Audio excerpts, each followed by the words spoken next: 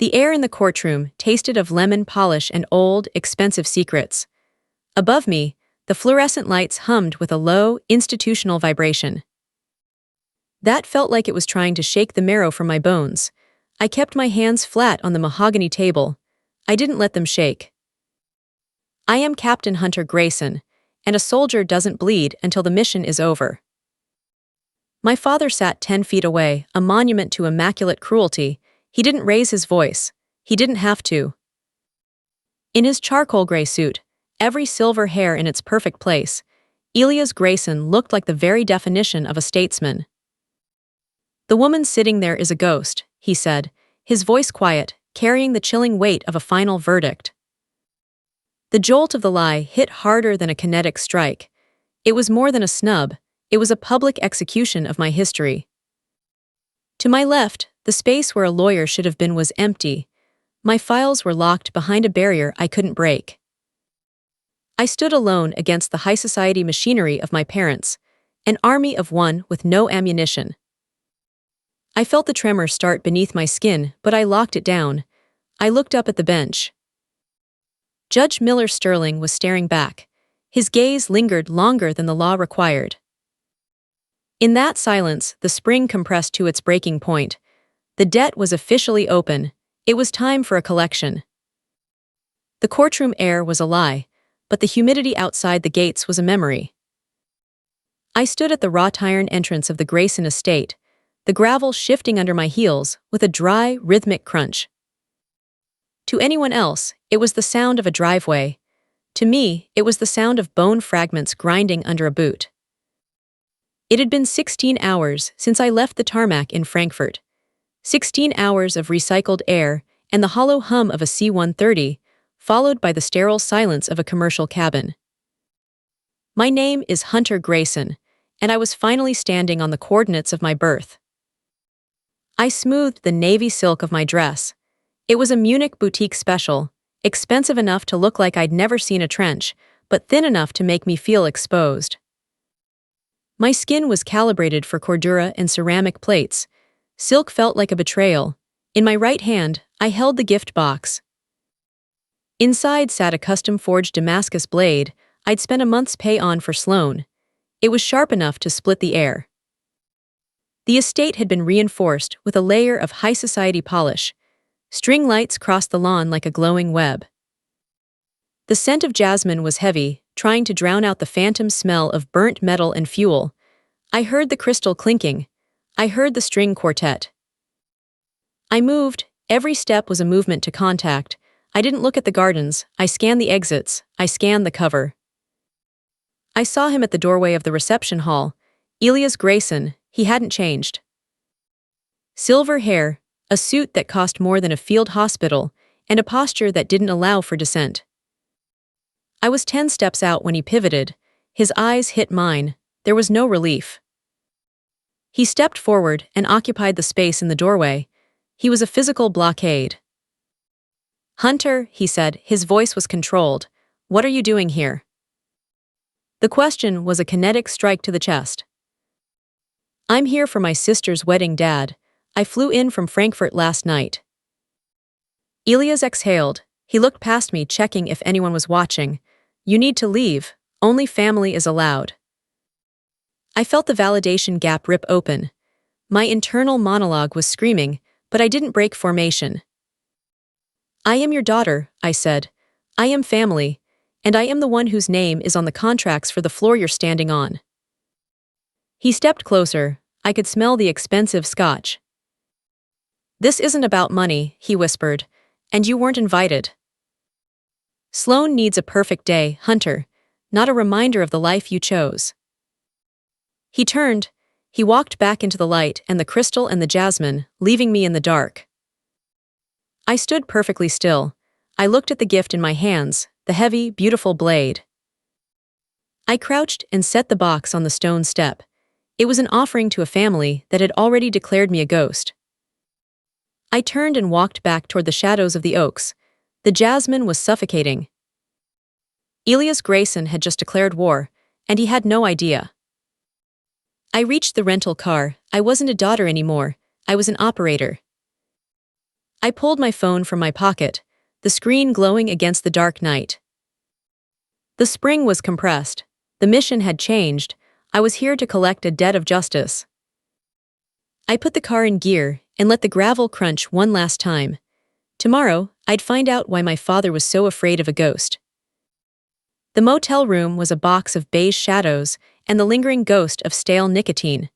It was the kind of place where people went to be forgotten. I sat at the small, laminate desk. The air conditioner hummed with a rattling, uneven frequency. I had stripped off the navy silk dress. It lay balled up in the corner like a shed skin. I was back in my black t-shirt and cargo pants. The weight of my pocket knife felt more like home. My name is Hunter Grayson, and in the Army, I learned that when you lose visual on the enemy, you start following the money. I opened my laptop. The glow of the screen was harsh, casting long shadows against the wood-paneled walls. My fingers moved with the rhythmic, mechanical precision of a medic checking for a pulse. 4 digital contracts: Meadow Ridge Venue, High Country Catering, Bloom and Stem Florists, Sterling Lens Photography. 6 months ago, Elias had called me at the base in Germany. He'd sounded thin, brittle. I was standing in the motor pool, the smell of diesel and hot sand thick in the air, and I'd said yes. Now I scrolled through the fine print. I read every line like it was a field manual. The air in the motel room seemed to thin as I reached the primary signatory liability clause. I was legally responsible for the safety of a room I was physically barred from entering. Then I hit the routing numbers. The initial deposits hadn't come from Elias' account. They were wired from a shell entity, WT Holdings. I stopped breathing for a second. My mind flashed back to a restricted briefing. WT stood for the Whitaker Trust. A cold shiver crawled up my spine. I needed my service record. I inserted my CAC card into the reader and waited. Then a red dialog box shattered the silence of the room. I stared at the screen. A level 4 redact isn't a glitch, it's a padlock. My commendations, my triage logs, my history, all of it had been digitally erased. I leaned back, the cheap chair creaking under my weight. My father had used someone with high-level clearance to ensure I couldn't prove who I was. He didn't just want me gone from the wedding, he wanted me gone from the world. The laptop fan whirred louder, triggering a memory. Kandahar, the triage tent, the generators struggled. I looked at the dispute payment button on the screen. It was a digital trigger. 1 click and the vendors would descend, but you don't fire until you have a clear sight picture. I closed the laptop. The click sounded final. I stood up and walked to the window, pulling the heavy curtains back an inch. The street was empty, lit by a single flickering streetlight. I wasn't just a daughter anymore, I was a witness. Tomorrow, I'd find out who Judge Sterling really was. And I'd find out why my father was so afraid of the girl he'd sent to war. The night was a thick, humid curtain. It didn't just hang, it pressed. I moved through the tree line at the edge of the Grayson estate with the practiced fluidity of a ghost. My name is Hunter Grayson, and in my world, shadow recon isn't a choice. It's a survival reflex. I had traded the black t-shirt for a dark, long-sleeved tactical top. The fabric wicked away the sweat. I navigated the dense brush, avoiding the dry branches that wanted to snap and betray my position. I reached the perimeter of the manicured lawn. The grass was too green, too perfect, glowing under string lights. I stayed low behind a cluster of ancient oaks, their deep shadows acting as my primary cover. From here, the reception was a blur of tuxedos and gowns that looked like spun sugar. They moved like pieces on a chessboard, elegant, polished, completely empty. I adjusted my position, my eyes scanning the room with clinical detachment. Then I saw him. Elias Grayson was standing near the head table. He held a crystal glass of amber, liquid like it was a scepter. Beside him stood Judge Miller Sterling. I reached into my kit and pulled out the high-gain directional mic. I clicked the earpiece into place. I didn't want to hear the music. I needed to hear the lie. Remarkable event, Elias, Sterling's voice crackled through the static. I held my breath, my pulse was steady. Elias didn't even flinch. He took a slow, measured sip of his drink. His expression was a perfect mask of pride and practiced sorrow. My Sloan is an only child. It's always been just the two of us. The words hit like a blade. He deleted my history. To Elias Grayson, Hunter Grayson wasn't just uninvited. She was a fiction. A third man approached them, dressed in a charcoal suit that fit like armor. His posture echoed mine, shoulders squared, eyes tracking the room. He leaned in and whispered into Elias' ear, eyes never leaving the doors. He was scanning the darkness, looking for me. My father wasn't just lying to the judge, he was being managed. The Whitaker Trust had provided the money and the muscle to enforce the narrative.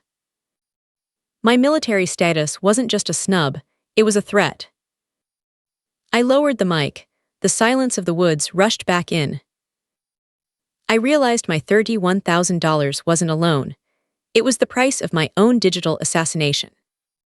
I stood there for a long time, watching the only child laugh and dance. I wasn't just a daughter seeking a seat at the table. I was an operator gathering intel. Elias Grayson had no idea the fiction was zeroing in on his position. The memory didn't come in a wave. It hit like an IED, sharp, concussive, and blinding. Kandahar, 2023. The sun was a white-hot hammer against the sand. I was the lead medic on a high-value transport, a black site move for the Whitaker Trust's assets. The convoy had been hit by a coordinated strike in a narrow pass. The air was chaos. I remember the smell. It was the same one currently ghosting through my mind. I was in the back of a mangled SUV. My knees were buried in broken glass. My hands were inside a young man's chest cavity, trying to find a rhythm. His name was Caleb Sterling. He was graying out. His eyes were searching for a ceiling that wasn't there. I had pulled a challenge coin and pressed it into his palm. Back in the present, I watched through the French doors. Judge Miller Sterling reached into his tuxedo pocket and pulled out an object. His thumb traced the surface with reverence. I recognized the silhouette. It was the coin, the cracked wing. The wild card was in the room, and he was holding my history in his hand. The logic gate clicked shut with a finality. The judge wasn't just a guest. He was the uncle of the man I had saved. He had signed the administrative order to lock my file. The Captain Grayson he buried was the same daughter Elias was disowning nearby. The trust had played them all. They had turned my heroics into my cage. I stood up slowly. I moved better in the dark than in the light. I wasn't just a daughter anymore. I was a witness to a federal crime.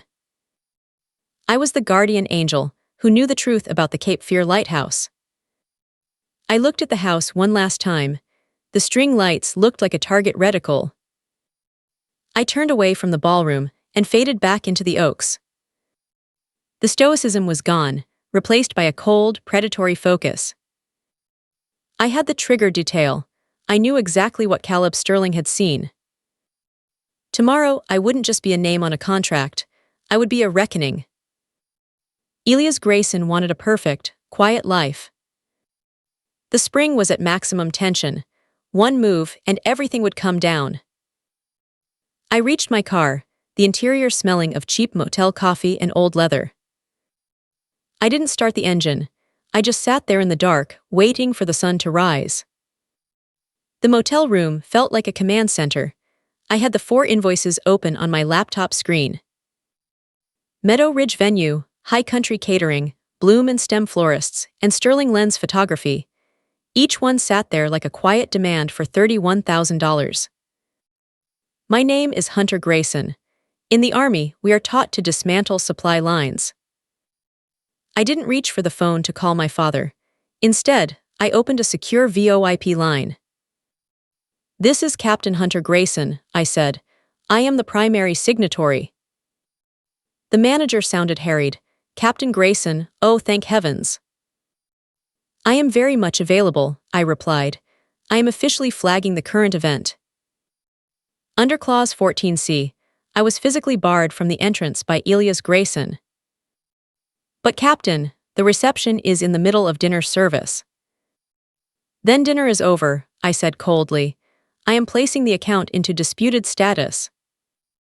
I have contacted my bank to freeze the authorization on the $31,000 balance.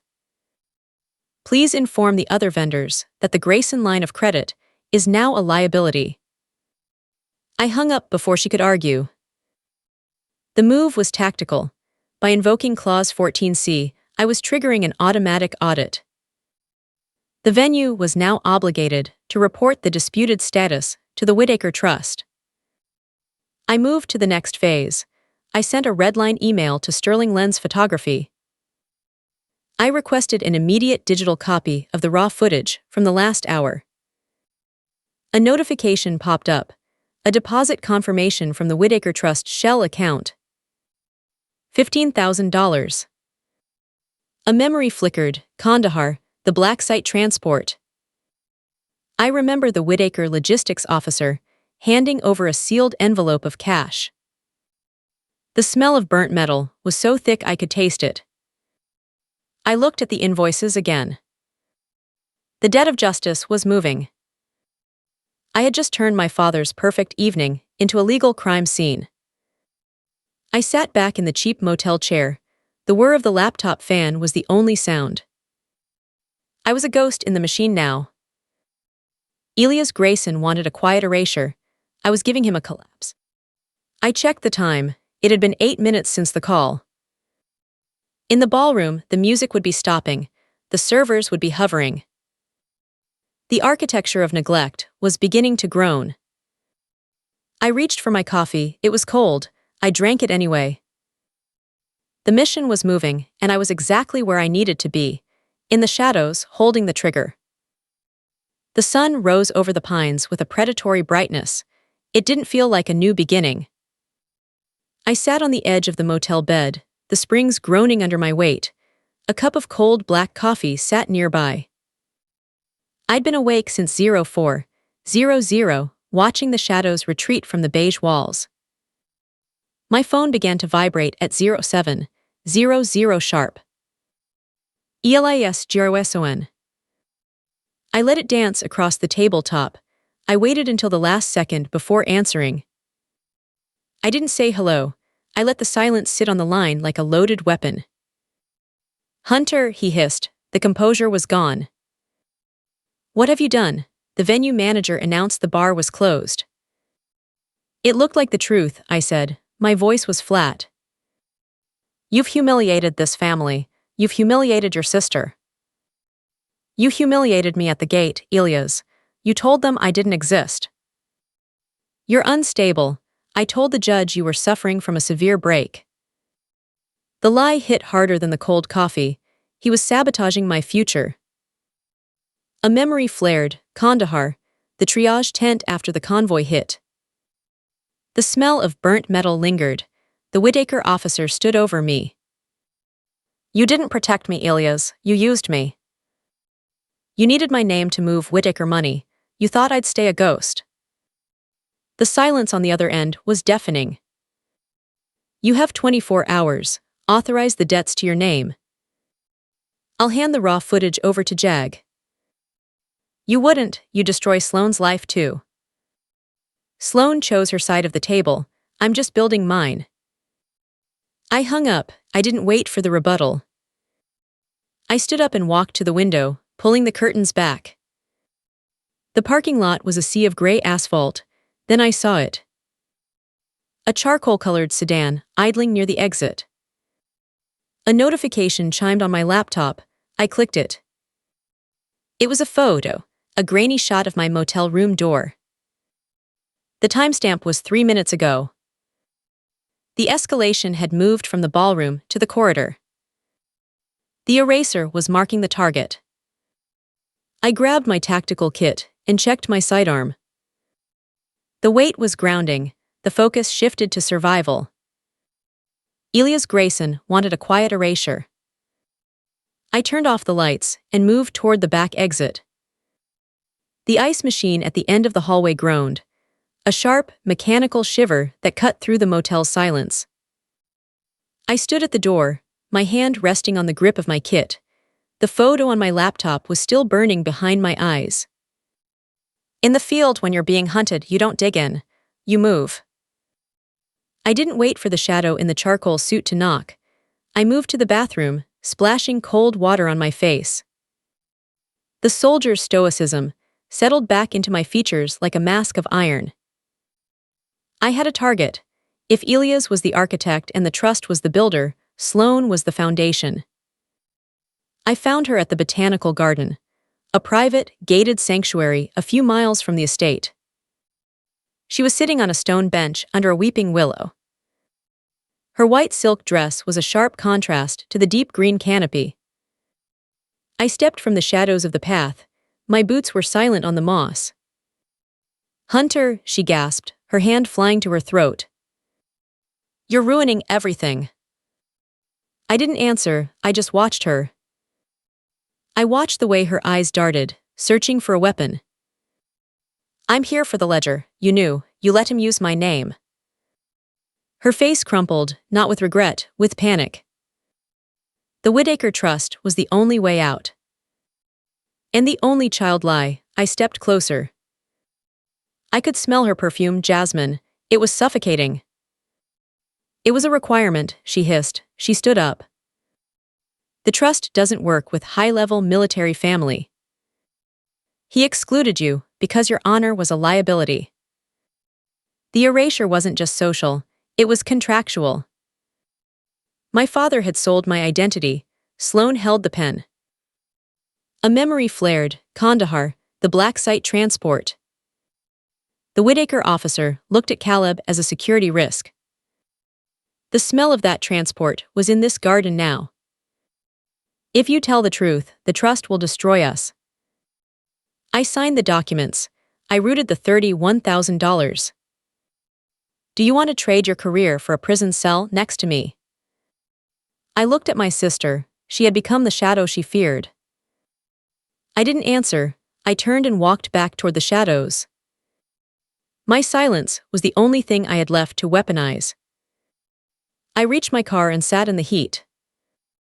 The jasmine was still in my lungs, but the smell of burnt metal was stronger. I was fighting to make sure the table was burned to the ground. Tomorrow was the board meeting. Tomorrow I'd become the reckoning. The lobby of the Grayson Sterling high-rise was a cathedral of glass and steel. It was a monument to the kind of power that never gets its hands dirty.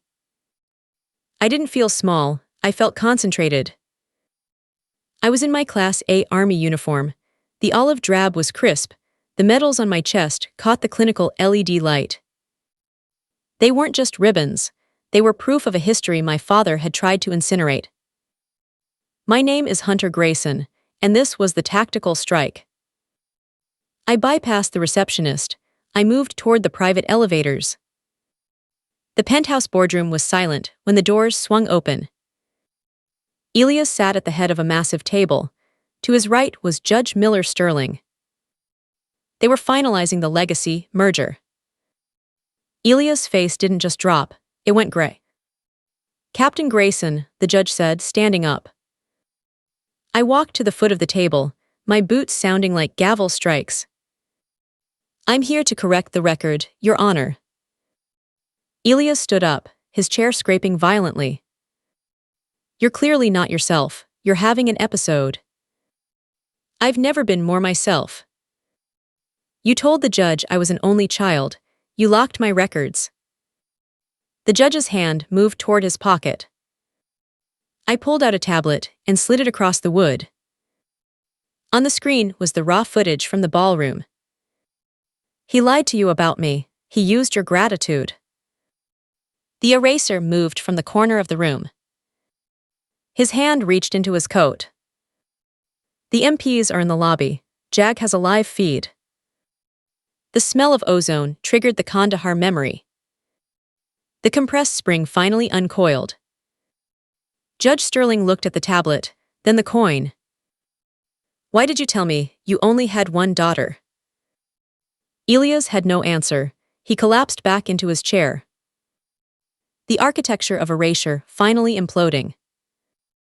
I stood tall at the end of the table. I was the reckoning. The debt of justice was ready for collection. I let myself breathe. The aftermath of the boardroom wasn't a single explosion. It was a series of controlled implosions. I stood in the lobby, the glass doors hissing shut behind me. The clinical air was gone, replaced by humid heat. Within 48 hours, the digital cage had dissolved. My life was no longer redacted. The data matched the scars on my body. The notice of realignment was the final kill shot. The law moved faster than my father's lies. Vendors turned on Elias like wolves. I spent my final night at Aunt Karen's. We sat on her back porch, the air smelling of pine. They're selling the house, Hunter, Karen said. The Whitaker Trust pulled the funding. The architecture is coming down. I just watched the fireflies pulse in the tall grass. My internal monologue was a quiet catalogue of the wreckage. I'd forgotten what it felt like to be unburdened. I should feel worse about it. Because they're family. Loyalty is a two-way contract. You didn't ruin their lives, you stopped paying for their lies. A memory flared, Kandahar, the triage tent. I realized I'd been the stitch holding a wound shut. I looked at my hands, they were steady. The resolution wasn't about the money. I was Hunter Grayson by my own definition. The architecture of neglect was a pile of rubble now. I had a different mission now. I'm heading out at dawn. Where to? I looked toward the tree line, toward the road. To find a lighthouse. I walked inside, my footsteps heavy and purposeful. The soldier's stoicism wasn't a mask anymore. The mission was over, I was writing the debrief. The debt of justice was settled. The night was a thick, humid curtain. It didn't just hang, it pressed. I moved through the tree line at the edge of the Grayson estate with the practiced fluidity of a ghost. My name is Hunter Grayson, and in my world, shadow recon isn't a choice. It's a survival reflex. I had traded the black t-shirt for a dark, long-sleeved tactical top. The fabric wicked away the sweat as I navigated the dense brush, avoiding the dry branches that wanted to snap and betray my position. I reached the perimeter of the manicured lawn. Here, the grass was too green, too perfect, vibrating under the glow of 1,000 string lights. I stayed low behind a cluster of ancient oaks, their deep shadows acting as my primary cover. From here, the architecture of erasure was a masterpiece of high society theater. The reception was a blur of charcoal tuxedos and gowns that looked like spun sugar. They moved like pieces on a chessboard. Elegant, polished, completely empty. I adjusted my position, my eyes scanning the room with the clinical detachment of a drone feed. Then I saw him. Elias Grayson was standing near the head table. He held a crystal glass of amber liquid like it was a scepter. Beside him stood a man who carried a different kind of weight. Judge Miller Sterling. I reached into my kit and pulled out the high-gain directional mic. I clicked the earpiece into place. I didn't want to hear the music. I needed to hear the lie. Remarkable event, Elias. Sterling's voice crackled through the static, crisp and authoritative. I held my breath. My pulse was a steady thrum in my neck. Elias didn't even flinch. He took a slow, measured sip of his drink. His expression was a perfect mask of paternal pride and practiced sorrow. My Sloane is an only child. It's always been just the two of us against the world. She's my entire legacy.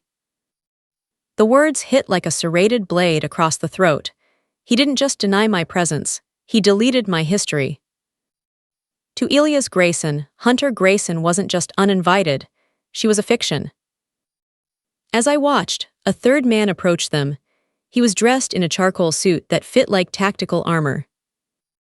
His posture echoed mine, shoulders squared, eyes constantly tracking the room. He was the eraser. He leaned in and whispered something into Elias' ear, his eyes never leaving the French doors. He was scanning the darkness, looking for me. The mystery shifted. My father wasn't just lying to the judge, he was being managed. The Whittaker Trust hadn't just provided the $31,000. They had provided the muscle to ensure the only child narrative remained unchallenged. My military status wasn't just a snub to Elias, it was a threat to the trust. I lowered the mic. The silence of the woods rushed back in, but the lie stayed loud. I realized my $31,000 wasn't a loan for a wedding. It was the price of my own digital assassination. I stood there for a long time, watching the only child laugh and dance. The spring was winding tighter, the metal groaning. I wasn't just a daughter seeking a seat at the table.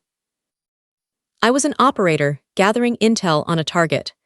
And Elias Grayson had no idea that the fiction he'd created was currently zeroing in on his position. The weight of a person's existence cannot be measured by the approval of those who share their blood, nor can it be erased by the silence of those who refuse to see them. There is a profound, often painful philosophy in the realization that family is not a static inheritance, but a reciprocal contract of respect. When that contract is breached, the moral obligation to endure is replaced by the sovereign right to depart. True value is not something granted by a seat at someone else's table. It is forged in the fires of personal integrity and the quiet courage it takes to stand alone in the truth. To respect a human being is to acknowledge their history, their sacrifices, and the internal architecture that holds them together. To attempt to delete another's narrative for the sake of convenience or greed is not just a betrayal of the individual, but a violation of the fundamental human spirit. We are, each of us, the primary signatories of our own lives. When we stop seeking validation from the very people who seek to diminish us, we find that the validation gap was never a void to be filled by others, but a space meant for us to build something entirely our own. There is a gritty beauty in the uncoiled spring, a moment where tension transforms into momentum. It reminds us that honor is a currency that never devalues, even when the world's ledgers are rigged against us. Philosophy teaches us that we do not see things as they are, but as we are. Therefore, when you choose to stand in the light of your own truth, you force the shadows to retreat, not through volume or violence, but through the simple, undeniable fact of your presence. In the end, the most powerful position one can hold is not one of rank or status, but the quiet, unshakable knowledge of one's own worth. Thank you for walking through this journey of boundaries, justice, and the reclamation of self. Stories like these remind us that while we cannot control how others treat us, we hold the ultimate authority over our own narrative. If this story resonated with you, or if you've ever had to build your own table when there wasn't a seat left for you, I'd love to hear your thoughts in the comments. Your perspective adds a necessary layer to the conversation we are building here. If you found value in this experience, consider following and subscribing to the channel.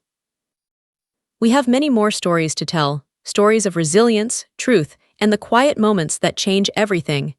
Stay with us for the next chapter.